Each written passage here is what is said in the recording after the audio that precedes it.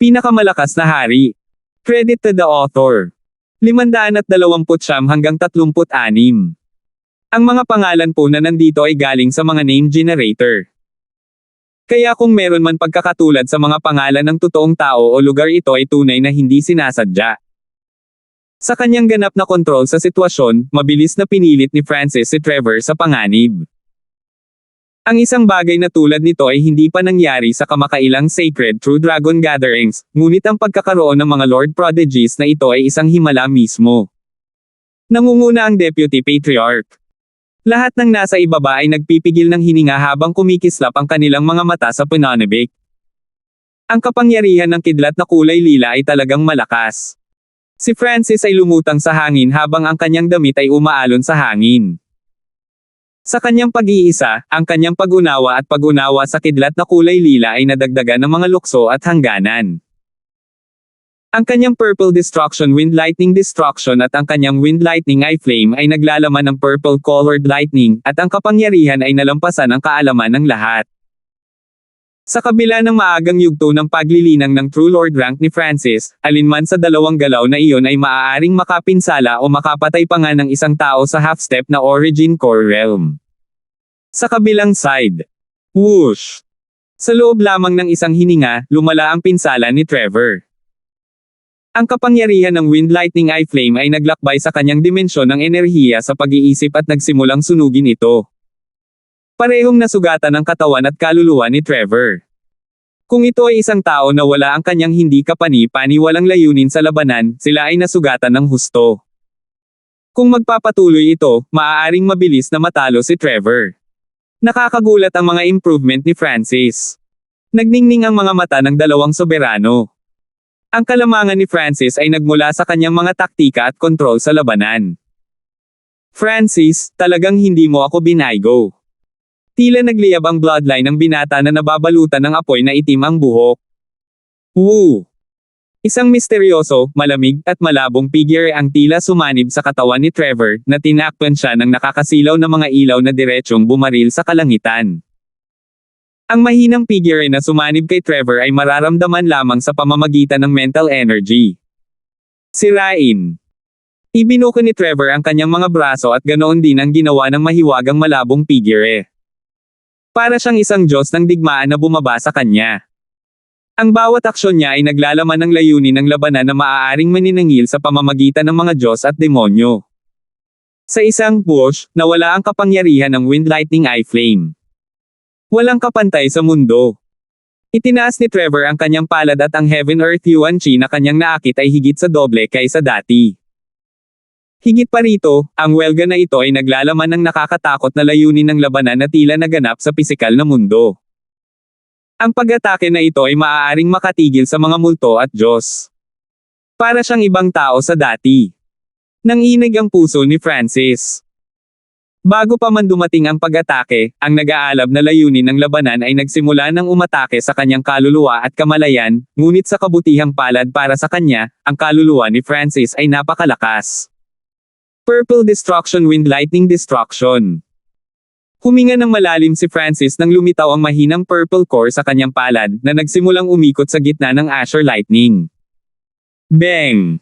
Parang bundok na nahati, nagsagupaan ang dalawang puwersa. Sa sandaling magtama ang dalawang kapangyarihang ito, ang unparalleled in the world ni Trevor ay nagdiin patungo kay Francis. Weng! Mabilis na nag-react si Francis nang lumitaw ang isang makapal na patong ng tubig sa kanyang katawan, na hamarang sa natitirang puwersa. Ngunit kahit noon pa man, napaatras siya ng mahigit 100 yarda. Siya ay nasugatan. Paanong ang kanyang lakas sa pakikipaglaban ay biglang tumaas ng labis. Bumilis ang paghinga ni Francis. Binuksan niya ang kanyang God Spiritual Eye at sinimulang suriin si Trevor. Ang malamig na malabong figure ay tila nag-apoy sa pamamagitan ng isang misteryosong linya ng dugo at maging ang espiritual na mata ng Diyos ni Francis ay hindi ito makopya.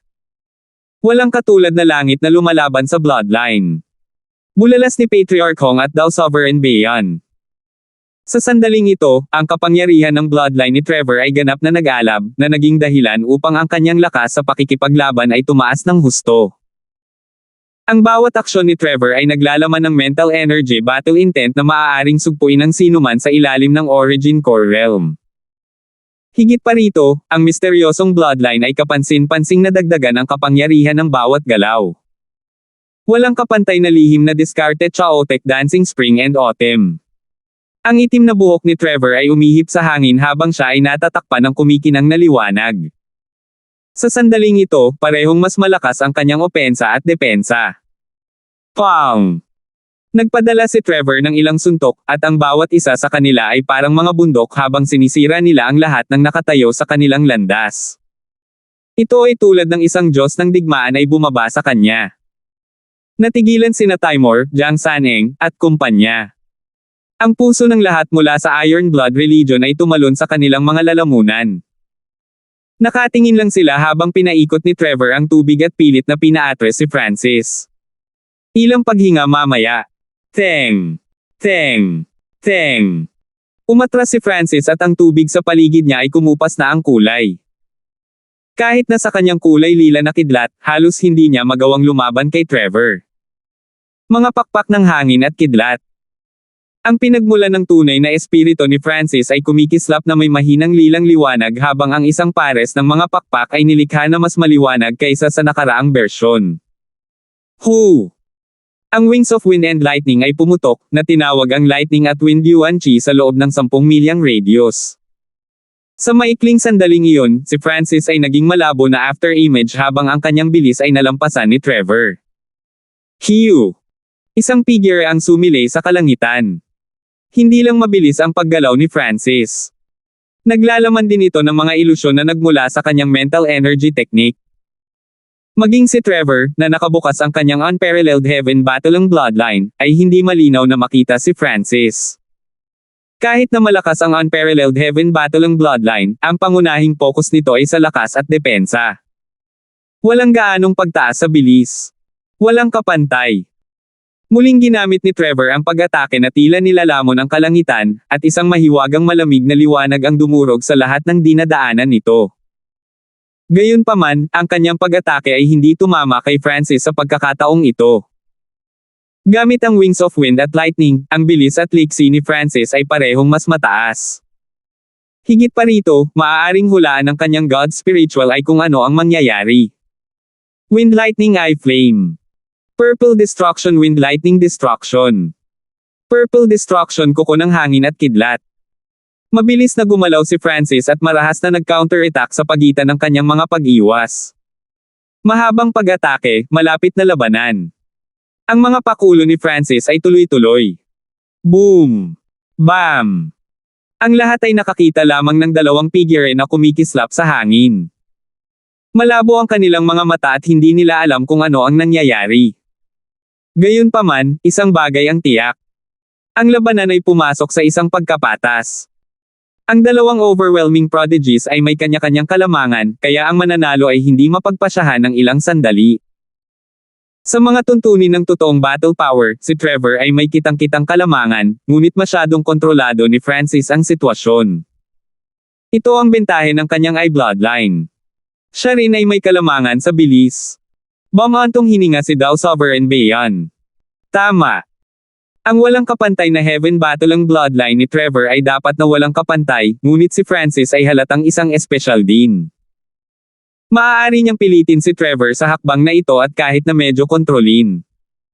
Sabi ni Patriarch Hong. Ang labanang ito ay nagpatunay na walang sinuman sa kanilang henerasyon ang maihahambing sa kanila. Walang henyo mula sa nakalipas na 12 henerasyon ang maihahambing sa kanila. Sa mga ulap, banal na liwanag ng pagkawasak. Isang maliwanag na liwanag ang bumaril mula sa kaliwang mata ni Francis na naghiwa-hiwalay ng lahat ng bagay sa dinadaanan nito. Iyon. Hindi ba iyon ang eye bloodline technique ng pamilya Golden Sun?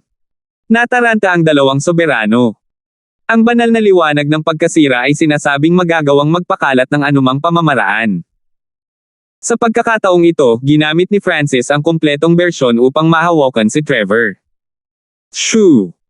Tinamaan ng ilaw si Trevor at mabilis na nag-disperse sa kanyang depensa.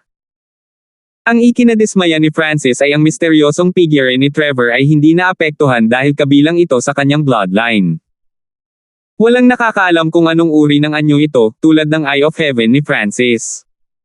Walang kapantay na lihim na pamamaraan magulong pagsasayaw sa spring at autumn. Lalong nag-alab ang bloodline ni Trevor, at ang layunin mula sa bawat pag-atake niya ay umaagos patungo sa kaluluwa ni Francis. Kung hindi dahil sa katotohanan si Francis ay mayroong God's spiritual eye, na nagbigay sa kanya ng isang malakas na kaluluwa, siya ay mapapagod kahit na hindi siya nasugatan. Lalong lumakas si Trevor. Wala bang limitasyon ang kanyang bloodline? Naging solemn na ang ekspresyon ni Francis. Kadalasan, ang bawat bloodline secret technique ay may limitasyon at isang presyo ang kailangang bayaran para magamit ito, ngunit tila mas lumalakas si Trevor habang siya ay lumalaban. Para bang ipinanganak ang kanyang kadugo para sa labanan. Mukhang kailangan kong gamitin ang anino ng sandata upang talunin si Trevor. Kumislap ang mga mata ni Francis. Sa pag-iisip hanggang dito, naging ice blue ang kaliwang mata niya. Ice Imperial Spear, lumitaw. Huminga ng malalim si Francis habang pinapaikot niya ang kanyang bloodline, at ang kalahating transparent na anino ng Ice Imperial Spear ay namuo. Hu! Isang hindi maipaliwanag na lamig ang nagpalamig sa lahat, kasama na si Yuan Chi. Pang! Ang pag-atake ni Trevor ay agad na nagyelo habang papalapit ito. Parang ningas na agad na patay. 530. Ang hitsura ng anino ng Earth grade na sandata ay agad na nagpabagal. Basag. Ang makinang na arko ng Ice Imperial Spear ay nagyelo at nabasag ang lahat ng nasa daan nito.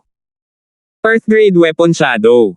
Si Francis ay may isang piraso ng Earth grade na sandata. Natigilan ang dalawang soberano. Walang kumpletong Earth grade na armas sa Azure Flower Continent. Mayroong isang maliit na bilang ng mga sovereign na may mga piraso ng Earth grade na armas, ngunit kahit na iyon ay bihira. Ngunit sa sandaling ito, matagumpay na natawag ang isang piraso ng Earth grade na sandata sa kamay ng isang alipin. Hindi maisip ng dalawang sovereign kung gaano kalakas ang kumpletong Earth grade na sandata. Break. Inilibot ni Francis ang kanyang bloodline upang paikliin ang kanyang Ice Imperial Spear. Ang ekspresyon ni Trevor ay nagbago ng husto habang ang kanyang malakas na pag-atake ay agad na ginawang yelo ni Francis. Pang! Ang kanyang bloodline ay tila nag-freeze mula sa Earth grade na anino ng armas habang siya ay itinulak pabalik ng 12-dosenang yarda. Si Francis ay hindi agad tumuloy dahil ang kapangyarihan ng Earth grade na sandata ay masyadong malakas. Kung hindi niya ito makokontrol ng maayos, maaari niyang patayin ang isang normal na half-step na Origin Core Realm ng madali. Sa pag-iisip kung paano ginamit ni Francis ang anino ng sandata ng Earth grade na ito upang talunin ang Skeletal Division Leader hanggang sa punto ng pagmamakaawa para sa buhay nito, mas malakas pa si Francis kaysa noon. Isang piraso ng isang Earth grade na sandata. Patuloy na tumataas ang hangarin ni Trevor sa labanan habang siya ay malamig na tumawa at humawak sa hangin. Shua! Isang 30 pulgadang haba ng espada ang nagmaterial sa kanyang kamay at naglabas ng kingly aura. Hawak ng espada. Piraso ng isang Earth grade na sandata. Bahagyang huminto si Francis. Ang Ice Imperial Spear na natanggap niya ay mas kumpleto kaysa sa hilt na iyon, ngunit magagamit lamang ni Francis ang isang bahagi ng kapangyarihan nito. Ang sword hilt na iyon ay marahil ang sandata ng isang Void God Realm expert kapag ito ay kumpleto na.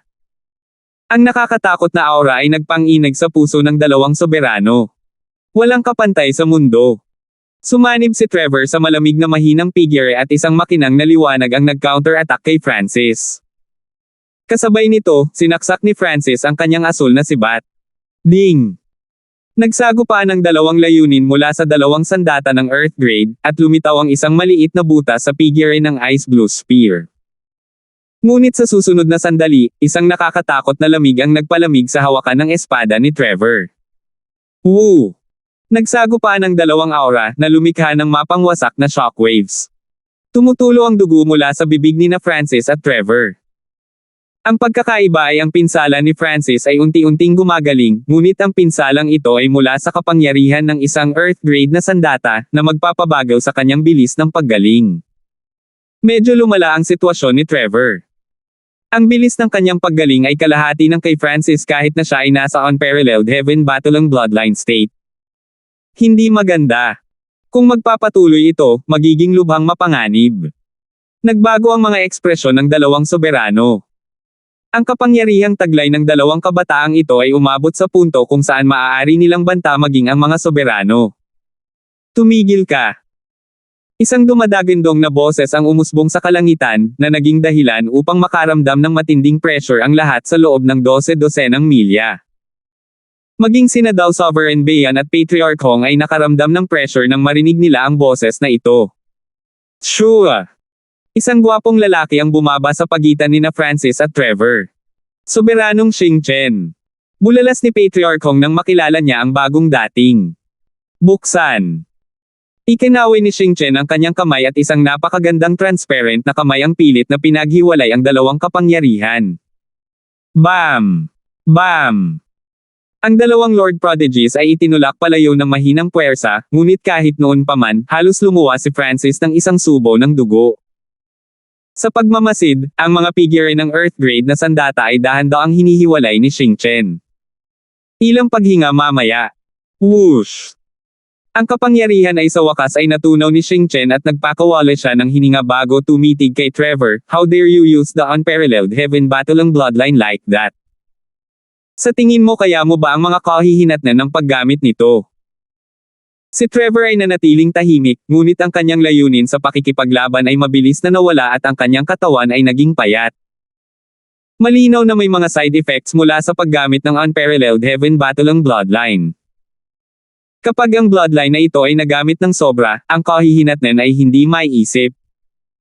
Paanong walang ingat na gagamitin ng True Lord rank ang kapangyarihan ng Earth grade weapon? Kung hindi ako dumating sa oras, baka nawala na kayo ng buhay. Napatingin si Xing Chen kay Francis. Hindi sumagot si Francis, at medyo natakot din siya. Halos hindi niya makontrol ang isang piraso, ngunit kung ang dalawang piraso ng Earth grade na sandata ay magsalubong, maging ang mga sovereign ay mapipilitang bumalik. Xing Chen, sa kabutihang palad ay dumating ka sa oras. Nagpakawala ng hininga si Patriarch Hong. Bagamat mapipigilan nila ni Dao Sovereign Bayan ang kapangyarihan ng dalawang anino ng sandata ng Earth grade, hindi nila ito magagawa habang tinitiyak na magiging ligtas ang dalawang Lord Prodigies. Gayunpaman, may kakayahan si Xing Chen na gawin iyon. Pilit niyang pinaghiwalay ang dalawang kapangyarihan nang hindi nasaktan si Francis o Trevor. Umalma ang ekspresyon ni Trevor habang binabati niya ang dalawa pang sovereigns, ngunit hindi siya nagtagal. Tianhao, wala nang maraming oras. Ang kapalarang ito ay nangyayari lamang isang beses bawat 20 taon. Lumakas ang ekspresyon ni Xing Chen habang hawak niya ang balikat ng kanyang anak. Okay. Trevor nodded kanyang ulo at siya ay tila nang hina. Bago siya umalis, tumingin siya ng malalim kay Francis at bumulong sa mababang tono, hindi inaasahan na makakatagpo ako ng napakalakas na kalaban tulad mo sa Azure Flower Continent bago umalis. Nagulat si Francis. Hindi mahirap isipin na may tiwala si Trevor sa kanyang sarili. Hindi akalain ng huli na hindi siya mananalo. Ikaw lang ang kalaban ko sa kontinente mula sa henerasyong ito. Tumango si Francis. Ang lakas ni Trevor ay lumampas din sa kanyang inaasahan. Bago gamitin ang anino ng Earth grade na sandata, maaari lamang niyang labanan si Trevor sa isang draw. Kahit na ginamit niya ang Earth grade weapon, mahihirapan pa rin siyang manalo. Mag-away ulit tayo minsan. Baka 5 years, 10 years, or even more. Ang aura ni Trevor ay naging napakahina. 5 taon. 10 taon. O mas matagal pa. Nagulat si Francis. Tila aalis si Trevor sa Azure Flower Continent at pupunta sa isang napakalayo na lugar. Paano kung gumawa tayo ng deal? Makalipas ang 10 taon, muli tayong mag-aaway. Nalaban ng pagod ang mukha ni Trevor at nahirapan siyang panatilihing nakadilat ang kanyang mga mata. Napagod siya sa sobrang paggamit ng unparalleled heaven battling bloodline. Okay, 10 taon na. Tumango si Francis. Alam din niya na ang paglusot sa cultivation pagkatapos maabot ang True Lord rank ay mas mabagal, at ang bottleneck ay maaaring tumagal ng 12-dosenang taon. 10 taon ay hindi masyadong mahaba. Tara na. Tinapos ni Xing Chen ang pag-uusap nang binuhat niya si Trevor at mabilis na tumakbo papunta sa mga ulap. Makalipas ang ilang sandali, pagkatapos lumipad palabas ng ilang daang milya si Xingchen. Pare, kung hindi mo kami pinigilan, ako na ba ang huling mananalo? Bahagyang nanginig ang mga kilay ni Trevor. Sa teorya, walang limitasyon ang unparalleled heaven battle ang bloodline. Kung nagpatuloy ang laban, mas malaki sana ang tsansa mong manalo. Hindi sumang-ayon si Sovereign Xingchen. Kung narito si Francis, matutulala siya. Paano magkakaroon ng nakakatakot na bloodline na wala itong limitasyon? Napangiti si Trevor nang marinig niya ito, na parang masaya na natanggap niya ang kumpirmasyon ng kanyang ama. Ngunit, ang mga salita ni Xingchen ay naging, ang labis na paggamit sa walang kapantay na heaven battle ang bloodline ay nangangahulugan na malamang na mamatay ka, samantalang si Francis ay mabubuhay kahit na siya ay natalo. Ama! Nagbago ang ekspresyon ni Trevor. Sa makatuwid, ang huling mananalo ay si Francis. Tumango si Xingchen. Nang marinig ito, nagtampo si Trevor, ngunit hindi siya nakaimik sa sumunod na sinabi ng kanyang ama, kung titingnan mo ang kasaysayan, tanging ang mga nabuhay hanggang wakas ang tunay na mga nanalo. Hindi mahalaga kung sila ay nanalo o natalo noon. Nagsimulang mag-isip si Trevor. Maaaring patuloy na tumaas ang kapangyarihan ng unparalleled heaven battle ang bloodline hanggat hindi nauubos ang life force ng user. Gayunpaman, ang gumagamit ay kailangang magbayad ng isang presyo para sa paggamit nito. Sa madaling salita, kung magkano ang iyong kinuha ay kailangang bayaran sa ibang pagkakataon ito ang balanse. Sa partikular, sa sitwasyon sa pagitan nina Trevor at Francis. Kung nanalo si Trevor, ang kinakailangang kapangyarihan ay maaaring magresulta sa pagkamatay niya, dahil ang bilis ng pagbawi ni Francis ay napakabilis at napakabilis. Mahirap para sa kanya na mabilis na talunin si Francis. Kung gusto ni Trevor na manalo, kailangan niyang bayaran ang presyo ng kamatayan. Tianhao, matulog ka na. Ihahatid na kita sa natitirang bahagi ng daan. Isang mainit na ngiti ang lumitaw sa mukha ni Xingchen at binagulan niya ng kaunti para hayaan si Trevor sa kanyang likuran na makatulog ng mas mahimbing. Sa katotohanan, nakita ni Xingchen ang karamihan sa labanan. Ang isang draw ay ang pinaka-perpektong sitwasyon mula sa kanyang pananaw, dahil ang paglalakbay ni Trevor ay masyadong maayos, na nangangahulugan na siya ay sobrang kumpiyansa at mayabang. Bilang isang ama, ginawa ni Xingchen ang kanyang makakaya, ngunit hindi niya alam na ang karanasang ito ay nakinabang din kay Francis sa parehong paraan. 531. Sa tuktok ng bundok, pinanood ni Francis sina Xingchen at Trevor na umalis na may tame time na ekspresyon. Mula nang bumalik mula sa mana, ang kanyang lakas ay tumaas ng mabilis. Ang kanyang cultivation, comprehension, soul, at eye bloodline ay tumaas lahat sa kapangyarihan, at noong nakaraang taon, nagawa niyang linangin ang isang bahagi ng Purple Destruction Lightning. Naniniwala siyang hindi siya matatalo sa buong kontinente laban sa sinumang nasa ilalim ng Origin Core Realm, ngunit ang labanang ito ay nagpatigil sa kanyang pagmamataas at labis na kumpiyansa. Kahit gaano kakagaling sa tingin mo, palaging may mas magaling dyan. Sino ang nakakaalam kung gaano karaming makapangyarihang henyo ang naroon? Junior lang ako sa tuktok ng Azure Flower Continent. Nalutas ang mga mata ni Francis. Sa pamamagitan lamang ng pagpapabuti at pagsulong ay makakahabol siya sa mga alamat. Francis, kamusta ang iyong mga sugat? Sumugod sina Patriarch Hong at Timor. Nagpasalamat na sila na walang seryosong nasaktan o namatay sa labanan ngayon lang. Ayos lang ako. Napangiti si Francis nang kumalat ang alon ng tubig at pinagaling ang kanyang katawan. Karamihan sa kanyang mga sugat ay gumaling na sa ngayon. Nagtinginan si Patriarch Hong at Timor nang may pagtataka. Kung magpapatuloy ang labanan, ang bentahe ni Francis ay magiging mas malaki. Hindi bababasa, ang posibilidad na mabuhay ay mas mataas. Ipinagpatuloy ni Francis ang kanyang posisyon bilang Deputy Patriarch pagkatapos ng labanang ito, ngunit mas madali ang kanyang trabaho kaysa kay Timor. Higit pa rito, pinamunuan na ng Iron Blood Religion ang Canopy Great Country. Kahit papaano, walang puwersang nangahas na hamanin sila. Nangangahulugan ito na maaaring gugulin ni Francis ang kanyang oras sa paglinang at pagperpekto ng kanyang eye bloodline. Sa kasalukuyan, kasabay ng pagtaas ng kanyang cultivation, ang kanyang eye bloodline power ay tumataas.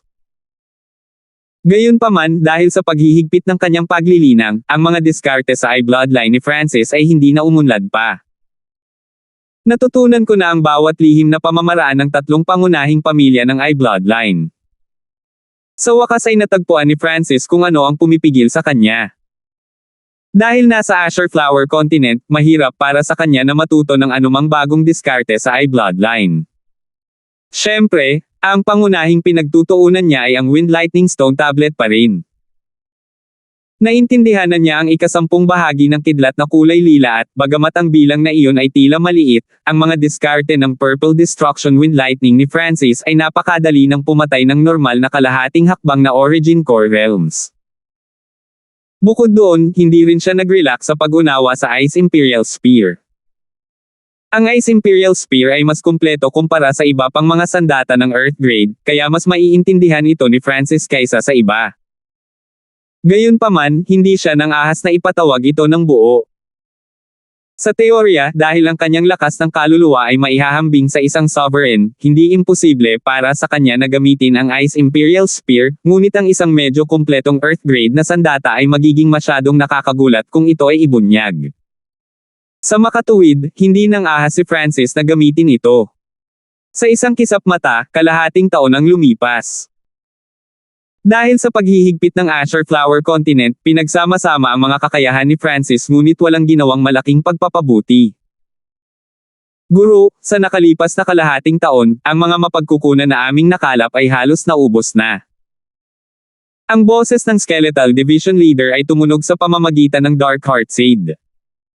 Kumusta ang pag-unlad? Pinagsama ni Francis ang kanyang kamalayan sa 10,000 Ghost Pearl. Sa loob ng 10,000 Ghost Pearl ay mamasa-masa, itim na putik, at 5 True Lord Rank Ghost Corpses ang nakatayo sa isang hilera, ang kanilang mga aura mula sa maagang yugto hanggang sa huling yugto ng True Lord Rank. Ang 5 True Lord Rank Ghost Corpse na ito ay nagmula sa 100 Graves Forbidden Ground at iba sa mga normal na Ghost Corpses. Ang orihinal na 2 Dark Silver Ghost Corpses na taglay ni Francis ay nasa kabilang panig, at ang kanilang mga aura ay halos nasa late stage na True Lord rank. Gayunpaman, sa kanilang laso na maaaring pumatay sa mga nasa ilalim ng Origin Core Realm, hindi sila masusukat ng mga normal na pamantayan. Nangangahulugan ito na kontrolado na ni Francis ang 7 True Lord rank Ghost Corpses. Kung malalaman ito ng iba, sino ang nakakaalam kung gaano sila masindak? Kailangang malaman ng isa na ang buong Canopy Great Country ay mayroon lamang 5 o 6 na True Lord ranks. 5% kumpleto na. Nagsalubong ang mga kilay ni Francis, na parang hindi nasisiyahan. Ang sarili niyang 2 Dark Silver Ghost Corpses ay hindi ibinilang sa 100 Corpse Plan. Master, hindi ako ang bilis. Kulang lang ang resources. Mapait na sabi ng Skeletal Division Leader. Hindi ito pinagdudahan ni Francis. Bagamat mayroon siyang pangunahing mapagkukunan, ang iba pang mga materyales na kinakailangan ay bihira pa rin sa Azure Flower Continent. Kahit na sa lakas ng Iron Blood Religion, hindi ito sapat. May makukuha pa tayo mamaya. Kamusta ang recovery mo? Binago ni Francis ang paksa. Ang aura ng Skeletal Division Leader ay hindi gaanong naiiba sa isang tunay na sovereign. Nabawi ko ang 60 hanggang 70% ng aking peak battle power at kaya kung makipag-spar sa mga normal na sovereigns, ngunit hindi ako magtatagal laban sa mas malalakas na tulad ni Xing Chen. Sagot ng Skeletal Division Leader. Nang marinig iyon, nasiyahan si Francis. Kahit na nakuhang muli ng Skeletal Division Leader ang 60 hanggang 70% ng lakas nito, lumampas na iyon sa mga normal na half-step na Origin Core Realm Expert. Kung hindi niya gagamitin ang Earth Grade na armas, naisip ni Francis na malamang na hindi siya mananalo laban sa Skeletal Division Leader. Sa isang kisap mata, lumipas ang isa pang 3 buwan. Sa puntong ito, ang plano ni Francis na 100 Corps ay umabot na sa 6% na natapos, nagdagdag ng isa pa. Sa kasamaang palad, walang sapat na mapagkukunan. Kung makakagawa tayo ng 10 o higit pa, mabubuo natin ang 100 Corps Curse Array, at 50 sa kanila ang maaaring maghigpitin kahit na ang lakas ng Sovereign. Ang 100 ay maaaring magbanta sa buhay ng isang soberano. Nanghihinayang sabi ng Skeletal Division Leader. Ang apoy sa mga mata nito ay lumundag sa paligid at ito ay nagtataka kung ano ang plano ni Francis upang makakuha ng mas maraming materyales. Kahit papaano sa kasalukuyang estado, hindi posible para kay Francis na kumpletuhin ang 100 corpse plan sa Azure Flower Continent. Inilihim ito ni Francis at hindi naglakas loob na palabasan ng hangin nito. Sa araw na ito, si Francis ay nagtungo sa isang malakihang auction sa Purple Rising Great Country dahil may balitang may mga materyales na kailangan ni Francis na ibenta doon. Sa isang disyerto, na may isang komplikadong lambak sa unahan. Hiu! Si Francis ay naging isang arko ng kidlat na mabilis na dumaan sa mga burol. Ang normal True Lord ranks ay maaaring magpatuloy sa paglipad ng ilang libong milya, ngunit dahil ang kaluluwa ni Francis ay maihahambing sa isang sovereign, ang kanyang resonance sa Heaven Earth Yuan Chi ay 10 beses na mas malakas kaysa sa normal na True Lord ranks. Sa kanyang antas, maaari siyang lumipad ng 10,000 milya ng madali. Sa isang tiyak na sandali, isang malaking libong yarda ang taas na bundok na tumusok sa mga ulap ay lumitaw sa paningin. Ito ang Cloud Gazing Mountain, na isang mahalagang palatandaan ng pagpasok sa Purple Rising Great Country. Makakakita ang isang tao ng libu-libong milya kapag nakatayo dito. Isang mapa ang lumitaw sa isip ni Francis. Ang ganoong kataas na bundok ay itinuro sa mapa. Ang kaliwang mata ni Francis ay biglang kumaibot habang nakatingin siya sa tuktok ng Cloud Gazing Mountain. Sino nandyan? Nakaramdam si Francis ng malamig na hangin na nagpabagabag sa kanyang pakiramdam. Nang malapit na niyang gamitin ang kanyang God Spiritual ay para siyasatin ito. Three-eyed Divine Light. Isang matingkad na sinag ng liwanag na tila kayang sunugin ang lahat ng nasa daan nito ay sumipol patungo kay Francis. Ikaw pala. Three-eyed Saint. Ang kaliwang mata ni Francis ay nagpadala ng malamig na sinag ng liwanag na madaling tumago sa Three-eyed Divine Light. Isang batang may gininto ang buhok ang lumitaw mula sa likod ng mga ulap. Ito ay ang 3 matang santo. Malinaw na hindi inilagay ni Francis ang isang kakarampot na Three-eyed Saint sa kanyang mga mata, ngunit ang kanyang ekspresyon ay solemn na pa rin habang nakatingin sa mga ulap. Isang nagyayelong kapangyarihan ang tila bumuhos sa hangin, at parang si Francis ay pumasok sa Antarctica. Mystic Ice Queen. Bulalas ni Francis. Bumaba mula sa langit ang isang dilag na nakasuot ng korona at may hawak na tungkod ng yelo. Ang Mystic Ice Queen ay tila naging sentro ng Heaven Earth Yuan Chi, at ang lamig na dala niya ay kumalat sa 12 dosenang milya. Ang tubig sa loob ng radius na 10 milya ay nagsimulang mag-freeze, at maging ang dugo ni Francis ay may mga palatandaan ng pagyayelo kahit na ito ay may kakayahang sumipsip ng lamig. Shenger, manood ka lang sa gilid at i-lock si Francis gamit ang iyong bloodline ng Sacred Eye. Ang mga mata ng Mystic Ice Queen ay kumikislap na may layuning pumatay habang inutusan niya ang Three-eyed Saint. Naisip na niya ang tungkol sa Wings of Wind and Lightning ni Francis. Marahil ay mayroon din siyang ibang uri ng paraan ng pagtakas. Mystic Ice Queen, hindi ka pa rin sumusuko at tutulungan mo ang Three-eyed Saint. Malamig ang ekspresyon ni Francis. Ito ang unang pagkakataon na nakaharap siya sa isang sovereign head-on. Francis, kung ibibigay mo ang mga sekreto at kung ano man ang nakuha mo mula sa mahiwagang pamana, baka hahayaan kitang mabuhay. Ikinaway ng Mystic Ice Queen ang kanyang kamay at tumawag ng umaalulong na bog zone ng nagyayelong hangin na bumaba mula sa langit, na bumabalot kay Francis. Ang malakas na hangin ay sapat na para mapunit ang mga normal na True Lord ranks, at pinaghigpitin nito si Francis. Hayaan mo akong mabuhay. Mystic Ice Queen? Three-eyed Saint? Kung titigil ka ngayon, may pag-asa ka pa. Malamig na tumawa si Francis. Katawa-tawa. Ang Mystic Ice Queen ay tumuro pasulong, at ang nakapalibot na hangin ay nagsimulang lumapit kay Francis. Francis, dinala mo ito sa iyong sarili. Ang Three-eyed Saint ay nagpalibot sa kanyang Sacred Eye bloodline at naglock sa lugar na kinaroroonan ni Francis. Hindi niya nilayo na patayin si Francis. Siya lamang ang may pananagutan sa paghihigpit sa kanyang mga galaw. 532 pagpatay sa isang soberano. Sa isang tabi ay ang Sovereign, at sa kabilang banda ay ang Three-Eyed Saint na ganap na nakalock kay Francis. Sa ilalim ng sitwasyong ito, kahit na ginamit ni Francis ang kanyang Wings of Wind and Lightning, hindi siya sigurado kung makakalusot siya at makakatakas o hindi, ngunit tila walang intensyon si Francis na umiwas sa una. Hu! Isang madilim na patong ng ambon ang nakapalibot kay Francis. Wu! Isang balangkas na ginto at pilak ang biglang lumitaw, na may apoy na nagninanga sa mga mata nito. Iyan ay nanginig ang puso ng Mystic Ice Queen habang nakatingin sa nag-aalab na pulang mata. Isang lumalalang puwersa ng enerhiya sa pag-iisip ang dumaan sa lugar, at maging ang isang kasing lakas ng Mystic Ice Queen ay nabahala. Pagkatapos ng lahat, ang Skeletal Division Leader ay dalubhasa sa mga diskarte sa enerhiya ng pag-iisip at, sa kasagsagan nito, kahit na ang ibang mga sovereign ay matatalo sa mga tuntunin ng mental na enerhiya. Sa sandaling ito, si Francis at ang Skeletal Division Leader ay humarap sa nagyayelong hangin na papalapit. ZZZ. Ang inheritance technique ng Mystic Ice Palace. Natawa ang Skeletal Division Leader nang may lumabas na bone whip sa palad nito. Sumayaw sa kalangitan ang mga bahid ng lilang at pulang apoy sa paglitaw nito. Bam! Anumang yelo na lalapit ay madudurog sa pamamagitan ng letigo ng Skeletal Division Leader, ngunit ang pag-atake ng Mystic Ice Queen ay tuloy-tuloy dahil patuloy nitong sinisipsip ang Heaven Earth Yuan Chi sa malapit.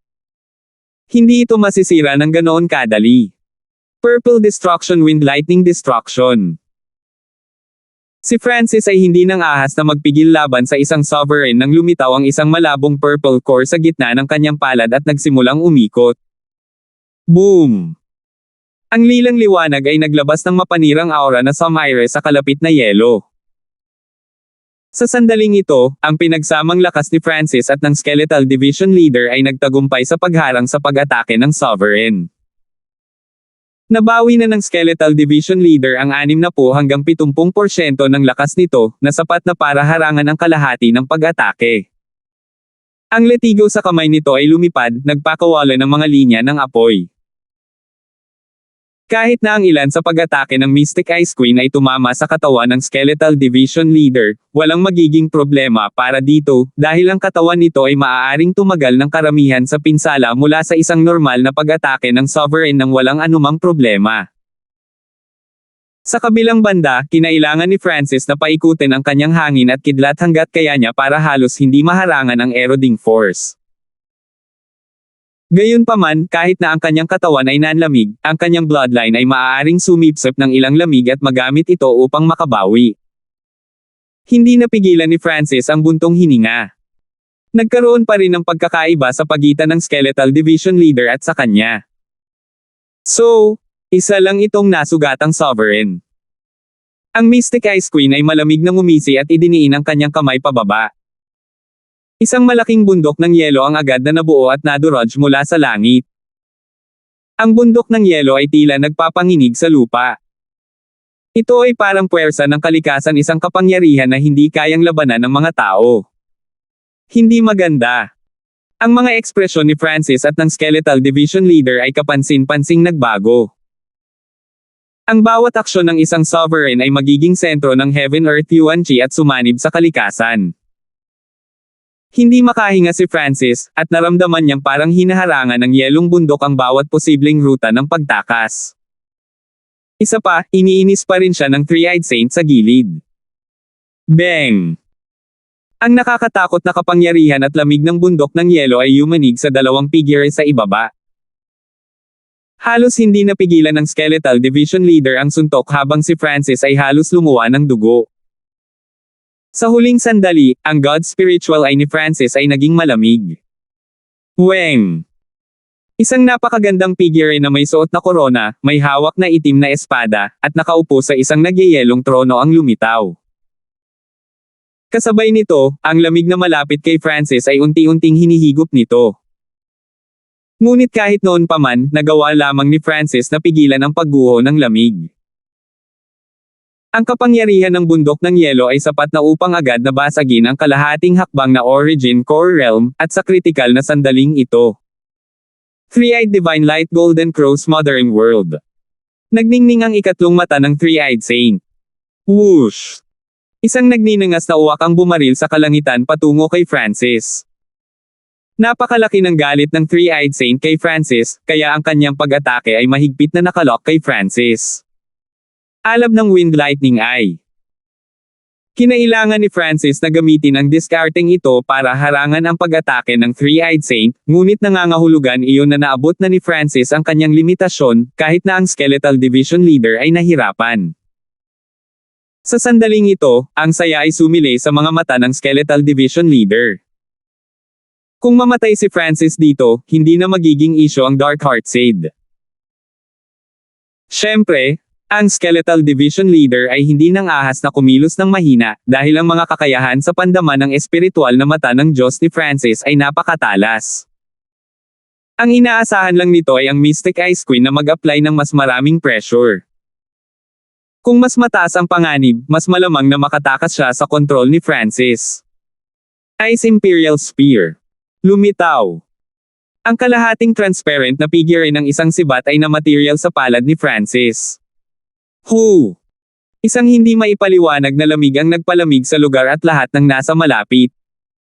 Nagsimulang magkapira-piraso ang bundok ng yelo sa itaas. Gamit ang Earth Grade na sandata at ang kanyang buong lakas sa labanan, si Francis ay bahagyang mas malakas kaysa sa Skeletal Division Leader. Break. Si Francis at ang Skeletal Division Leader ay sama-samang sumalakay upang harangan ang pag-atake ng Mystic Ice Queen. Skeletal Division Leader, gaano kalaki ang pagkakataon natin na patayin ang Mystic Ice Queen? Ang boses ni Francis ay tumunog sa pamamagitan ng Dark Heart Seed. Pumatay ng soberano. Halos mabaligtad ang Skeletal Division Leader at pumikit ang mukha nito. Master, baka hindi na natin mailigtas ang sarili nating buhay. Kung tungkol sa pagpatay sa kanya, halos zero ang posibilidad. Kung ako ay nasa tuktok ko, magkakaroon tayo ng 10 hanggang 20% na pagkakataon. Puno ng galit ang mga mata ng Skeletal Division Leader, ngunit naguguluhan din siya. Paanong hindi pa ito alam ni Francis? Siyempre, alam ni Francis. Ang Skeletal Division Leader at siya ay magkakasamang kailangang magbayad ng mabigat na halaga upang maitaboy ang Mystic Ice Queen, at kahit na magtagumpay sila, ang Skeletal Division Leader ay magiging mahina muli. Bakit hindi mo ako pinapansin kapag inaaway mo ako? Itinaas ng Mystic Ice Queen ang kanyang kamay at isang mas malakas na ipoypo ang lumitaw. Lumakas ang tibok ng puso ng Skeletal Division Leader. Ang pressure na kinakaharap nila sa oras na ito ay mas mataas kaysa dati. Karapat-dapat ka talagang maging soberano. Mas maganda sa ganitong paraan. Isang mahinang tawa ang nagmula sa asul na buhok na kabataan sa tabi ng Skeletal Division Leader. Tumawa. Nakakatawa pa talaga siya. Naging berde ang mukha ng Skeletal Division Leader. Kung namatay si Francis, malamang na siya rin. Napagtanto ng Skeletal Division Leader na hindi na ginagamit ni Francis ang kanyang Earth Grade na sandata. Isang jade carving ang lumitaw sa kanyang kamay. Iyan ay naramdaman ng Mystic Ice Queen sa ere ang paglukso ng kanyang puso at medyo nabalisa siya. Proteksyon ng Jade Dragon bukas. Ang ukit ng Jade ni Francis ay biglang nagbigay ng maliwanag na liwanag, at lumitaw ang isang berdeng dragon. Isang malalim na dagandong ang umalangaw sa kalangitan, at ang dragon ay nagpalabas ng walang kapantay na kapangyarihan. Ano ito? Ang Skeletal Division Leader at ang Mystic Ice Queen ay nakaramdam ng hindi maipaliwanag na presyon sa kanilang mga kaluluwa. Sa sandaling iyon, ang Heaven Earth Yuan Chi sa loob ng ilang daang milya ay tila pinaghihigpitan ng ilang kapangyarihan, at bawat nilalang na nasa loob ng libu-libong milya ay nakakaramdam ng presyon sa kanilang kaluluwa. Patayin mo siya. Itinuro ni Francis ang Jade Dragon Protection at itinuro ang Mystic Ice Queen. Whoosh! Ang malaking berdeng dragon ay sumugod patungo sa Mystic Ice Queen, na naging sanhi ng pagyanig ng Yuan Chi sa malapit. Basag! Nabasag ng ipoypo ang sandaling hawakan ito ng dragon. Hindi man lang magka-level ang dalawa. Huwag. Hindi mabilis ang pag-atake ng dragon. Sa totoo lang medyo malinaw kung saan ito patungo, ngunit hindi ito naiwasan ng Mystic Ice Queen. Kapag ang lakas ng isang tao ay umabot sa isang tiyak na antas, hindi na ilalapat ang loika. Arg! Napasigaw ang Mystic Ice Queen habang ang kanyang malakas na depensa ay napunit na parang papel. Kahit na ang isang taong kasing lakas ng isang soberano ay pinatay ng dragon na ito. Palace Master. Ang tatlong matang santo sa hindi kalayuan ay labis na natakot na ang kanyang kaluluwa ay maaaring kumalat anumang oras, at ang kanyang mukha ay naging mapatla. Isang sovereign na nakatayo sa tuktok ng kontinenteng ito ay napatay ng isang Jade Dragon na inukit sa kamay ni Francis. Ang kapangyarihan ng Jade Dragon Protection ay halatang mas malakas kaysa sa Void God Protection ni Yeonyo. Pinigilan ni Francis ang pagkabigla sa kanyang puso. Kasabay nito, ang kulay mula sa ukit ng Jade Dragon ay kumupas ng kalahati at lumitaw ang isang bitek dito. Ang Jade Dragon Protection ay maaaring ituring na isang uri ng Void God Protection, ngunit ito ay mas kakaiba at naglalaman ng bloodline ng isang tunay na dragon. Ang Skeletal Division Leader ay nanood ng nakabuka ang bibig at nagsimulang pawisan. Hindi niya akalain na itinago ni Francis ang card na ito para makapatay ng Sovereign. Sa sandaling ito, inalis ni Francis ang ukit ng Jade Dragon at casual na tumingin sa Skeletal Division Leader. Naramdaman ng Skeletal Division Leader ang lamig mula sa mga paa nito sa buong katawan nito. 533. Binabalaan ako ni Francis na, kahit wala ang Dark Heart Seed, mayroon pa rin siyang ibang paraan para patayin ako. Nadamay ang Skeletal Division Leader. Taglay ni Francis ang proteksyon ng Jade Dragon na ito at hindi kailanman ginamit ito dati. Makikita ang kanyang intensyon sa paggamit nito sa kritikal na sandali. Bago ito, naisipan ng Skeletal Division Leader na gamitin ang laban para makatakas. Ngayong alam na nito na si Francis ay may ganoong nakakatakot na nakatagong card, ang Skeletal Division Leader ay hindi maglalakas loob na ipagkanulo siya kahit na wala ang Dark Heart Seed. Masyadong malakas ang kapangyarihan ng Jade Dragon Protection. Maaari nitong agad na pumatay ng mga sovereign, samantalang ang mga normal na Void God Protections ay maaari lamang makapinsala sa mga sovereign. Nasiyahan si Francis at ang kanyang tingin ay lumayo sa Skeletal Division Leader. Inihanda niya ang Jade Dragon Protection kapag kaharap ang Mystic Ice Queen, ngunit ang paggamit nito kaagad ay hindi magagamit ito sa buong potensyal nito. Ginamit ito ni Francis sa huling sandali para magkaroon siya ng karanasan mula sa pakikipaglaban sa isang sovereign. Higit sa lahat, maaari nitong ma-stun ang Skeletal Division Leader.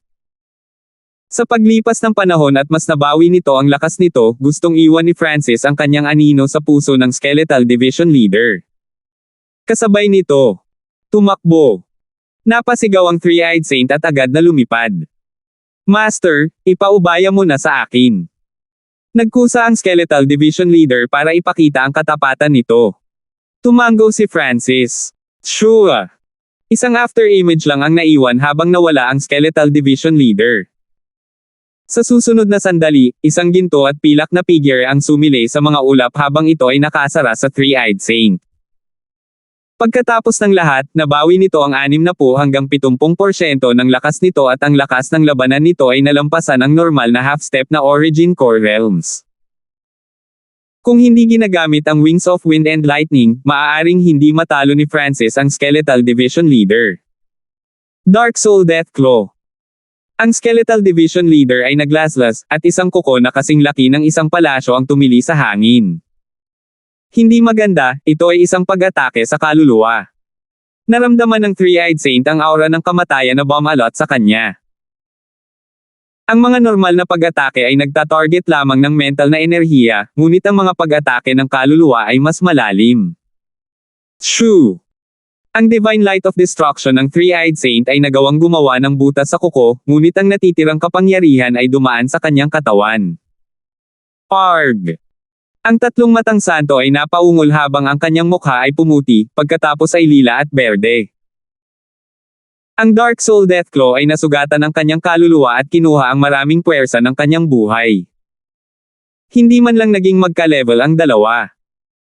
Hindi man lang tumagal ng ilang suntok ang Three-Eyed Saint bago pinatay ng Skeletal Division Leader.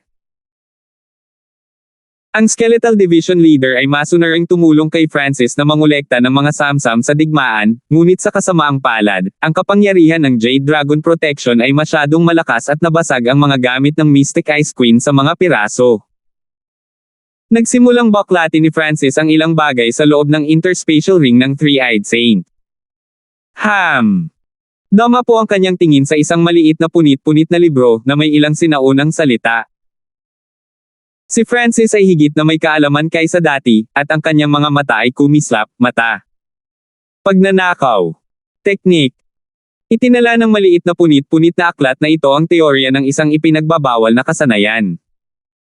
Sa kasamaang palad, ito ay ilang teorya lamang at hindi kumpleto.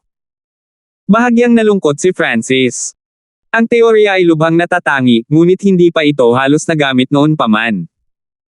Higit pa rito, hindi pa ito kumpleto. Narinig ko na ang tungkol sa eye stealing technique dati. Malamang, ninanakaw nito ang eye bloodline ng isang tao at inililipat ito sa ibang tao, na nangangahulugan na ang isang tao ay maaaring magkaroon kaagad ng eye bloodline. Paliwanag ng Skeletal Division Leader. Nang marinig ito, nagulat si Francis. Nagkaroon ng ganoong kasanayan. Siyempre, nawala ang eye stealing technique at ilang hindi kumpletong teorya na lang ang natitira.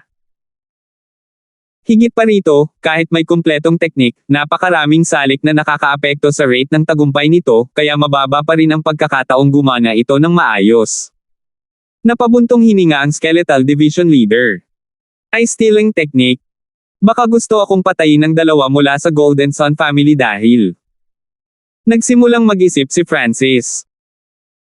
Ang pamilyang Golden Sun ay maaaring hindi magsapalaran kung naiinggit lang sila sa linya ng dugo ni Francis, ngunit mag-iiba ang lahat kung makanakaw nila ang linya ng dugo sa mata ni Francis, kahit na napakababa ng rate ng tagumpay. Sure! Binuksan ni Francis ang kanyang God's Spiritual Eye at kinopya ang eye stealing technique, ngunit ang ikinadismaya niya ay ang technique ay limitado sa teorya at walang anuman tungkol sa mga detalye. Siyempre, kahit na ang teorya ay nagpapataas ng kaalaman ni Francis. Tara na. Pinabalik ni Francis ang Skeletal Division Leader sa 10,000 Ghost Pearl, pagkatapos ay nagpatuloy sa kanyang paglalakbay sa Purple Rising Great Country. Ang Purple Rising Great Country ay isa sa tatlong pangunahing bansa ng Northern Continent, at ang kanilang lakas ay higit pa sa Canopy Great Country. Makalipas ang kalahating buwan, binili ni Francis ang ilan sa mga materyales na kailangan niya at bumalik sa Canopy Great Country, pagkatapos ay nagsimulang ipadala ang puwersa ng Iron Blood Religion para maghanap pa. Hanggat may sapat na mapagkukunan, ang Skeletal Division Leader ay gagawa ng mas maraming ghost corpses. Ngayon na ang cultivation ng Skeletal Division Leader ay nakabawi ng higit sa kalahati, ang kahusayan nito ay mas mataas. Higit pa rito, tutulungan niya si Francis na maunawaan ang Curse of 100 Graves para magawa nila ang 100 Corpse Curse Array mamaya. Ibinigay ni Francis ang gawaing ito sa Skeletal Division Leader at ginamit ang halos lahat ng kanyang oras sa pag-unawa at paglilinang. Sa isang kisap mata, kalahating taon na ang lumipas. Sa nakalipas na kalahating taon, nagsikap si Francis sa paglilinang, at paminsan-minsan ay pinupunasan niya ang natitirang puwersa ng Scarlet Moon Demonic Religion. Gayunpaman, nalaman ni Francis na ang kanyang pag-unlad sa cultivation patungo sa late stage na True Lord rank ay nagiging mas mabagal. Ang mabagal na bilis na ito ay kumpara sa pag-unlad ni Francis mula noon. Kung ikukumpara sa mga normal na henyo, mas mabilis pa rin siya ng 10 beses. Pagkatapos ng lahat, ang kanyang kaluluwa at pangunawa ay mas malaki kaysa sa kanyang paglilinang.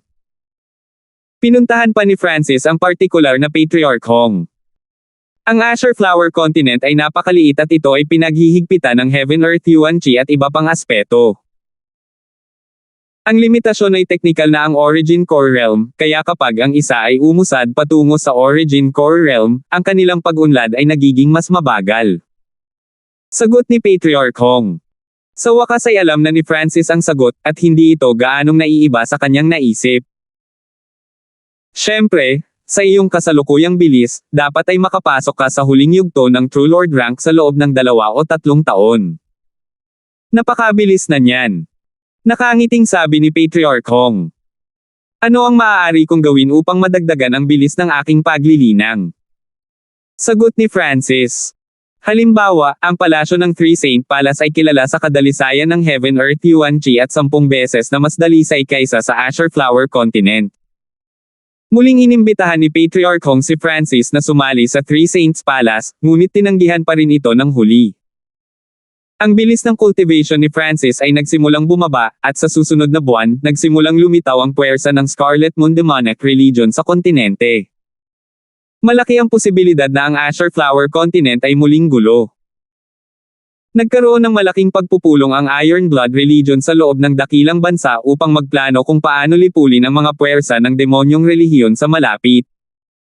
Patriarch Hong, parami ng parami ang mga puwersa ng demonyong relihiyon ang lumitaw. Mukhang may mga eksperto na hindi mula sa kontinenteng ito. Ang kapaligiran sa loob ng Iron Blood Religion ay tense. Bagamat may kalamangan ang Sacred Alliance at ang puwersa ng 10 Great Clans, ang patuloy na pag-atake ng demonyong relihiyon ay nagparamdam sa lahat ng pressure. Ayon sa mga balita mula sa larangan ng digmaan, ang mga nakatataas na echelon ng Sacred Alliance at Scarlet Moon Demonic Religion ay lumaban na. Ano ang naging resulta?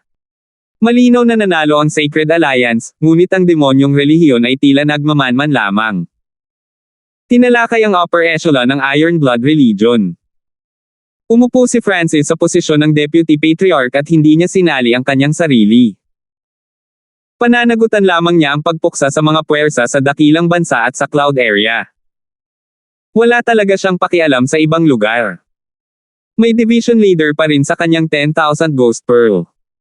Sa susunod na ilang araw, nanatili si Francis sa pag-iisa. Biglang umalangaw-ngaw ang alon. Purple Saint Token. Tumalo ng puso ni Francis nang maglabas siya ng kulay purple na token mula sa kanyang interspatial ring. Weng! Ang Purple Saint Token ay kuminang ng purple, at inilagay ni Francis ang kanyang espiritual na kahulugan dito. Francis, maaaring may ilang mga problema sa Purple Saint Ruins at maaaring kailanganin namin ang iyong tulong. Kung magagawa mo, mangyaring bumalik sa Purple Saint Ruins sa loob ng 1 taon, Angelica. Nakakita si Francis ng isang mensahe, at ang nilalaman ay nagpayanig sa puso ni Francis. Pinaplano na niya iyon, kung hindi siya makakalusot sa loob ng kalahating taon o umalis sa lugar na ito, babalik siya sa Purple Saint Ruins. Dumating ang mensaheng ito sa tamang panahon. Hindi ko maihayag ang sitwasyon ng Purple Saint Ruins. Naghanda si Francis na umalis. Guro, 800 bangkay ang nalinis na. Walang sapat na mapagkukunan. Narinig ang boses ng Skeletal Division Leader. Okay, tumuon sa pagpapalakas at pagsasama-sama. Malapit nang magkaroon ng malaking supply ng mga mapagkukunan. Sumagot si Francis at nagsimulang maghanda. Gusto niyang ilihim ang Purple Saint Ruins, kaya hindi niya agad sinabi kay Patriarch Hong at sa kumpanya. Higit pa rito, ayaw ni Francis na i-drag ang Iron Blood Religion sa gulo kasama ang 3 two-star sects. Isinasantabi ang Iron Blood Religion, maging ang 10 Great Clans ay wala sa harap ng 3 two-star sects. Makalipas ang kalahating buwan, nag-iwan ng liham si Francis sa lugar ng kanyang pag-iisa, pagkatapos ay umalis. Sinabi sa sulat na nagpasya siyang lumabas at maglibot. Hindi tiyak ang time frame. Makalipas ang kalahating araw, ang transverse water area sa Canopy Great Country. Nag-iwan ng mensahe si Francis sa pamamagitan ng kanyang espiritual na kahulugan at ipinadala ito sa Purple Saint Ruins, babalik ako. Kalahati ng oras na tumagal ng insenso sa pagsunog sa ibang pagkakataon. Weng! Isang lilang liwanag ang nagsimulang lumawak, na bumubuo ng nagniningning na pinto. Nang lumitaw ang pinto, ang espasyo sa malapit ay tila nanginginig. Shua! Pumasok si Francis sa purple na pinto at nawala. Sa susunod na sandali, wala na siya sa Azure Flower Continent. 534. Matapos dumaan sa pagbaluktot sa kalawakan, lumitaw ang katawan ni Francis sa isang mabahong latian. Tama, ito ang lugar. May malalim na impresyon si Francis sa Purple Saint Ruins. Tutal, nagstay siya dito ng ilang buwan. Ang Heaven Earth Yuan Chi sa isang normal na bahagi lamang ng mga guho ay 10 beses na mas mahusay kaysa sa Canopy Great Country. Sa antas ng enerhiya ng pag-iisip ni Francis, maaari niyang ipatawag ang makapal, siksik na Yuan Chi patungo sa kanya sa isang pag-iisip lamang. Ang paglilinang dito ay mas mahusay kaysa sa Azure Flower Continent. Gayunpaman, bago pa man mapatatag ni Francis ang kanyang pagtapak, naramdaman niya ang isang malakas na aura mula sa ibaba na naging sanhi ng panginginig ng lupa. Whoosh! Ang mga itim na galame ay bumaril mula sa latian sa ibaba at naglabas ng nabubulok na aura na maaaring agad na pumatay ng mga normal na hayop. Shua! Isang arko ng kidlat ang kumikislap at ang mga itim na galame ay nakaligtaan ng kanilang target. Sa susunod na sandali, si Francis ay 12-dosenang yarda sa himpapawid, at nakita niya ang isang napakalaking halimaw sa ibaba na kalahating milya ang lapad.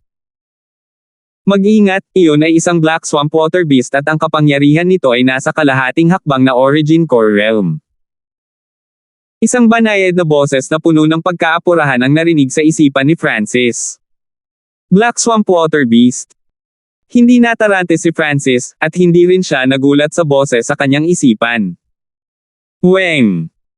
Isang alon ng tubig ang lumitaw sa paligid ni Francis na nagpoprotekta sa kanya. Ang aura ng Black Swamp Water Beast ay talagang nagparamdam kay Francis na bahagyang na pressure, at ang berdeng usok at ang nabubulok nitong aura ay lubhang nakakalason. Brother Francis, dapat mong lisanin ang teritoryo nito sa pinakamabilis mong makakaya. Napakalaki ng Water Beast na ito at kaya pa nitong pumatay ng mga normal na True Lord rank sa pamamagitan lamang ng lason nito.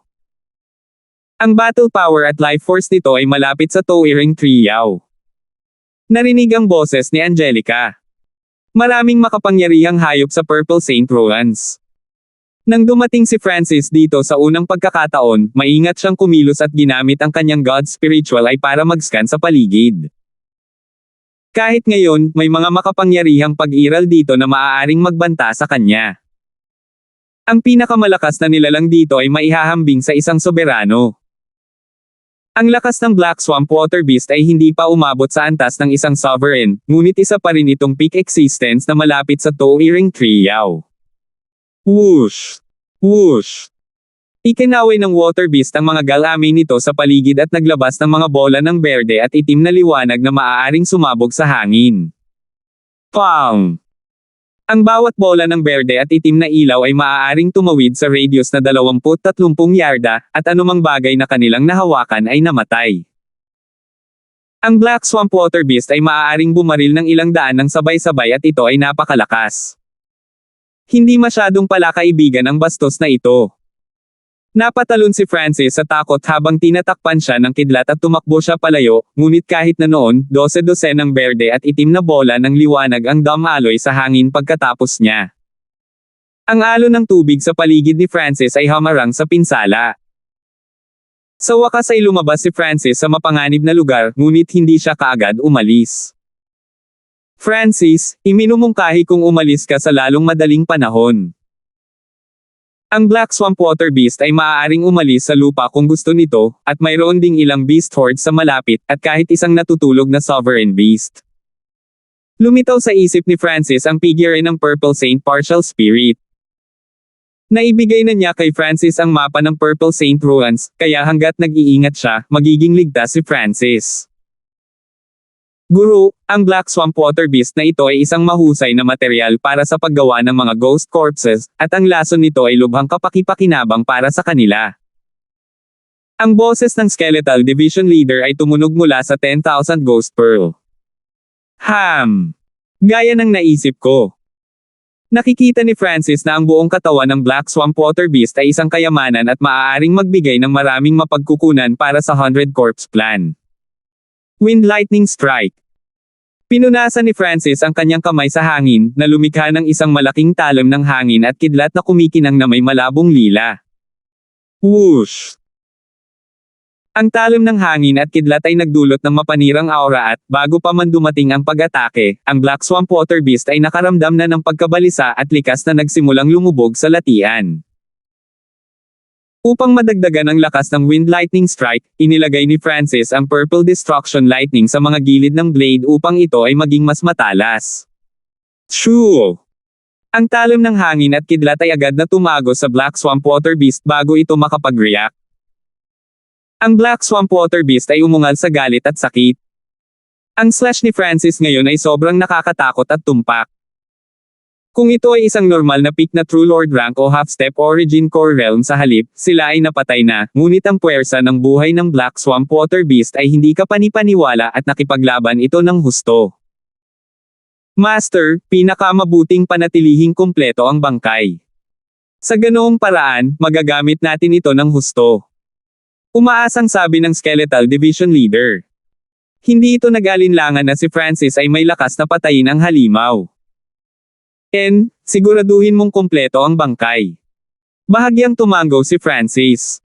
Nang marinig ito, bahagyang nagulat ang Purple Saint Partial Spirit at si Angelica. Sa loob lamang ng 2.5 taon, gaano kalaki ang pag-unlad ni Francis. Parang hindi man lang niya inilagay ang Black Swamp Water Beast sa kanyang mga mata. Eye of Eye Soul. Ang kaliwang mata ni Francis ay naglabas ng maningning na liwanag na dumaan sa katawan ng Black Swamp Water Beast. Nanlamig ang katawan ng Black Swamp Water Beast at hindi ito masyadong nagpumiglas. Ilang sandali pa, ang buong latian ay nagyelo, at ang kaluluwa ng Black Swamp Water Beast ay nahulog sa walang hanggang pagtulog. Napakababa ng life force nito na hindi man lang ma-detect. Ang estadong ito ay hindi gaanong naiiba sa pagiging patay. Noon, si Lihong ay tinapos ng Eye of Heaven ni Francis sa parehong paraan. Maganda at sariwa. Ngumiti si Francis at tinawag ang Skeletal Division Leader para tumulong sa pag-aalaga sa katawan. Ang Skeletal Division Leader ay may kakaibang ekspresyon at ang mukha nito ay kumaibot. Sa mga nasa ibaba ng Origin Core Realm, malamang si Francis lang ang may kakayahang mag-freeze ng beast sa half-step na Origin Core Realm. Si Angelica at ang Purple Saint Partial Saint ay parehong nagulat. Ang potensyal at paglago ni Francis ay nakakagulat. Bumantong hininga ang Purple Saint Partial Spirit. Kahit na nasa tabi niya si Angelica, ang huli ay umabot lamang sa huling yugto ng True Lord rank, hindi gaanong mas malakas kaysa kay Francis. Kailangang malaman ng isang tao na ang bloodline ni Angelica ay napakalapit sa kalikasan at ang bilis ng kanyang cultivation ay isa sa pinakamahusay kahit sa labas ng mundo. Higit pa rito, ang kapaligirang kinaroroonan niya ay mas mahusay kaysa sa Azure Flower Continent. Makalipas ang halos kalahating araw, sa wakas ay natapos na ni Francis at ng Skeletal Division Leader ang pag-dissect sa Black Swamp Water Beast. Sa panahong ito, ang ibang mga hayop ay lumapit sa lugar, ngunit sila ay madaling inasikaso ni Francis at ng Skeletal Division Leader. Hindi masama, nagdala rin si Francis ng isang alipin sa Origin Core Realm. Masayang sabi ng Purple Saint Partial Spirit. Sa kanyang antas at sa kanyang espesyal na relasyon sa Purple Saint Ruans, hindi mahirap para sa kanya na makita ang relasyon ni Francis at ng Skeletal Division Leader. Si Brother Francis ay talagang nagpaalipin sa isang soberano. Nakabuka ang bibig ni Angelica at namumungay ang kanyang mga mata. Gusto nilang bumalik si Francis para sa kanya para tumulong. Pagkatapos ng lahat, kinailangan ni Angelica na gumugol ng halos lahat ng kanyang oras sa pagpino ng kristal na susi na nasa gitna ng mga guho. Makalipas ang isang oras, pumasok si Francis sa misteryosong canyon mula noon at pinatay ang bawat halimaw sa kanyang dinadaanan. Maaari pa nga siyang dumiretso sa mga sangkawin ng hayop at hindi na siya gaanong naapektuhan ng kakaibang hangin sa paligid ng misteryosong canyon. Sa kailaliman ng canyon, muling nakita ni Francis ang matayog na puno na yaw. Ang mga sugat ng matayog na puno yaw ay halos gumaling na, at mga bagong sanga ang tumubo mula sa mga sugat nito. Tao, bumalik ka na. Ang matayog na puno na si yaw ay natuwa nang dumaong si Francis sa mga sanga nito. Sa sandaling ito, hindi man lang natakot si Francis na labanan ang Towering Triyaw ng direkta. Ilang sandali pa. Weng! Isang mapangarapin na ulap ang bumaba mula sa langit. Halatang galing ito sa Purple Saint Treasured Palace. Ang Purple Saint Treasured Palace ay isang napakakakaibang pag-iral. Karaniwan itong nananatili sa gitna ng mga guho at hindi maaaring manatili sa labas ng napakatagal. Higit pa rito, sa tuwing bababa ito, gagamitin nito ang kapangyarihan ng Purple Saint Partial Spirit. Shua! Pumasok si Francis sa Purple Saint Treasured Palace. Sa loob ng isang silid sa ikatlong palapag, muling nakita ni Francis si Angelica at ang Purple Saint Partial Spirit. Hindi gumagalaw si Angelica, at lumutang sa kanyang harapan ang isang kristal na susi. Mayroong Flame of True Spirit na nag-uugnay sa kanya at sa susi habang pinipino niya ito. Ang Purple Saint Partial Spirit ay lumulutang sa himpapawid, at pareho silang nakangiti habang nakatingin kay Francis. Kuya Francis. Ang mga mata ni Angelica ay puno ng kagalakan, at tila umaambon ang mga ito habang siya ay tumalon sa mga bisig ni Francis. Bahagyang nagulat si Francis. Ito ang unang pagkakataon na nagkaroon siya ng ganoong kalapit na yakap sa isang babae maliban kay Quincy, ngunit si Angelica ay parang kapitbahay lang at hindi niya ito kinaayawan. Sa katunayan, nagkaroon pa nga ng hindi maipaliwanag na pakiramdam. 2 taon at 9 na buwan. Ang tagal ko nang hindi nakikita si Brother Zhao. Namula ang mukha ni Angelica dahil sa ngiti ng Purple Saint Partial Spirit. 2 taon at 9 na buwan. Hindi inakala ni Francis na napakabilis na lumipas ng oras. 20 taong gulang na siya ngayon. 535. Sa ikatlong palapag ng Purple Saint Treasured Palace, pagkatapos ng reunion, sa wakas ay napunta sila sa pangunahing paksa. Senior Purple Saint, ano ang maaari kong gawin dito? Si Francis ay lubos na magalang. Pagkatapos ng lahat, noong ang Purple Saint Partial Spirit ay nabubuhay pa, siya ay isang nilalang na nalampasan ang Void God Realm. Higit pa rito, binigyan niya si Francis ng maraming tulong sa mga item tulad ng Jade Dragon Protection, Ice Imperial Spear, 10,000 Ghost Pearl, at iba pa. Francis, ang Purple Saint Ruans ay hindi pa nahaharap sa totoong panganib, ngunit ang 3 2-star sect sa labas ay may mga eksperto sa Void God Realm gaya ng alam mo, at nag-imbite sila ng isang array master na patuloy na nag-aaksaya ng lakas ng mga guho. Sabi ng Purple Saint Partial Spirit. Ang sitwasyon sa loob ng Purple Saint Ruans ay komplikado.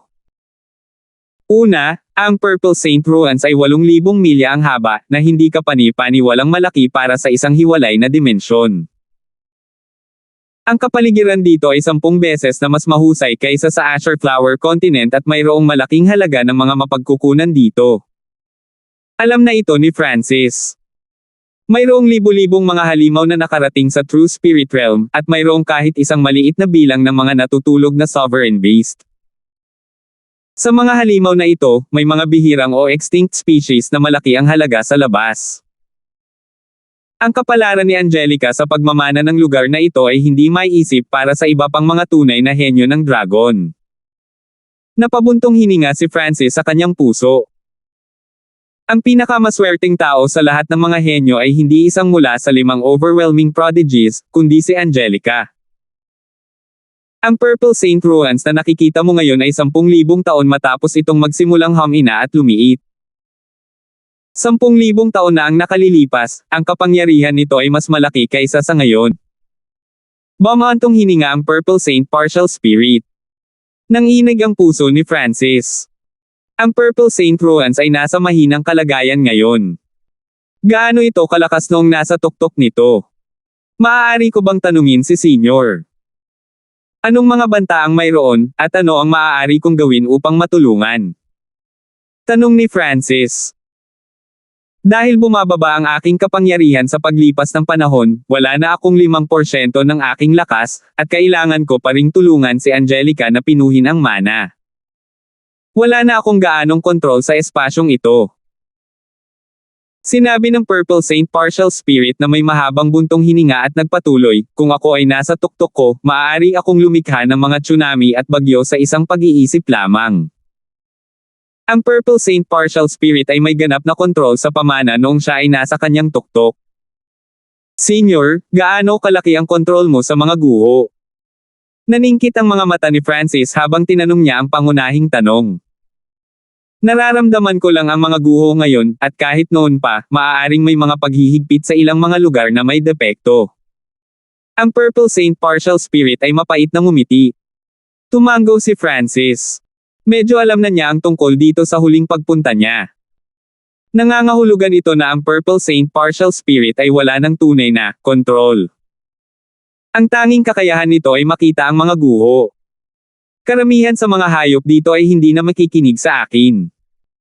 Noon, kaya kung magpasya ang kanilang buhay o kamatayan sa isang pag-iisip lamang. Kahit na isang Void God Realm expert ang pumasok, hindi nila magagawang lumaban.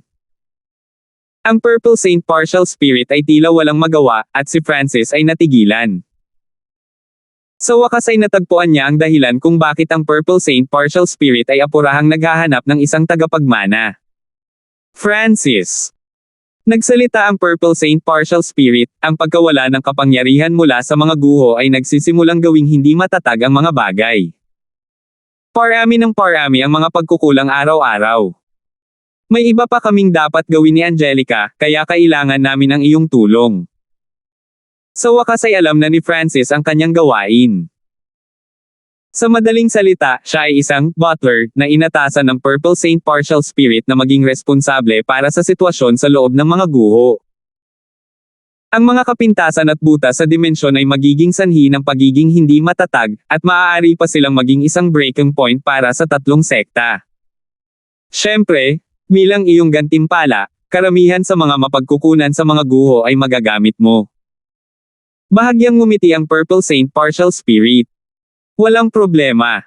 Sumang-ayon si Francis. Kailangan lang niyang maging isang butler, at makakatanggap siya ng napakalaking halaga ng mahalagang mapagkukunan bilang kapalit. Higit pa rito, siya at si Angelica ay magkaibigan pa rin noong bata pa siya. Siyempre, isa rin iyon sa mga dahilan kung bakit pinili ng Purple Saint Partial Spirit na maniwala kay Francis. Diyos ko! May nahulog bang pay mula sa langit? Nanlalaki ang mga mata ng Skeletal Division Leader mula sa loob ng 10,000 Ghost Pearl. Hindi nakapagtataka na si Francis ay hindi masyadong nag-aalala tungkol sa mga materyales na kailangan para pinuhin ang daang bangkay. Makalipas ang isang oras, naunawaan ni Francis ang sitwasyon sa loob ng mga guho. Upang mabawasan ang paggamit ng enerhiya, ang Purple Saint Partial Spirit ay pinagsama muli ang Purple Saint Treasured pala sa gitnang kailaliman. Sure! Lumitaw ang figure ni Francis sa tabi ng Towering Triaw, at nawala ang palasyo. Isang pay na nahuhulog mula sa langit. Paano magkakaroon ng anumang bagay na hindi nangangailangan ng kapalit? Hindi nakalma si Francis. Kahit na tila ang Purple Saint Partial Spirit na pumipili sa kanya ay katulad ng isang pay na nahuhulog mula sa langit, ang panganib na kasangkot ay hindi gaanong maliit. Kapag ang mga eksperto ng 32 star na sekta ay umatake, si Francis ay nasa harap na linya. Ayon sa Purple Saint Partial Spirit, mayroong halos 100 mga depekto at mga butas sa mga guho, ngunit 2 o 3 lamang sa kanila ang mahalaga. Isang mapa ng mga bahid at mas mahihinang punto ang lumitaw sa isip ni Francis. Karamihan sa mga lugar na ito ay malamang na magiging problema sa hinaharap. May halos 100. Naramdaman ni Francis ang kanyang ulo. Marami sa mga kapintasan at butas na ito ay may kinalaman sa mga batas ng espasyo at masalimuot na hanay. Sa kabutihang palad, ang Purple Saint Partial Spirit ay may mga pamamaraan para ayusin ang mga ito, kaya hindi na kailangang mag-alala ni Francis tungkol sa aspetong iyon. Ang pangunahing gawain niya ay hawakan ang 3 mas malalaking butas, na malamang na maging punto ng pag-atake ng 3 sekta, at isa sa mga ito ay nasa mahiwagang kanyan. Nagkataon na nasa gitna ng mahiwagang kanyan ang Towering Triaw. Tao, magkakatrabaho na ba ulit tayo sa lalong madaling panahon? Tumawa ang matayog na puno na si Yao. Ngumiti si Francis at nagsimulang ayusin ang mga bahid. Nangangahulugan ng isang kapintasan na ang Yuan Chi ay hindi dumaloy ng maayos, at maaari pa nga itong tumigil sa pag-agos ng buo. Kung hindi sila maaayos sa lalong madaling panahon, ang mga depekto at butas na ito ay palaki ng palaki, at maaaring makaapekto sa buong dimensyon. Sa madaling salita, para itong katawan ng tao kung saan kailangan panggamutin ang mga nakatagong sugat. Ang pamamaraan ng Purple Saint Partial Spirit ay ang paggamit ng Primal Crystal Stones upang maibigay ang Heaven Earth Yuan Chi. Nangangahulugan ito ng paglikha ng mga array ng Yuan Qi gathering o katulad nito upang mapataas ang kinis at daloy ng Yuan Qi. Sa ilang lugar, kinailangan pa ni Francis na personal na ipatawag ang Heaven Earth Yuan Qi upang ito ay dumaloy. Si Francis ay pagod na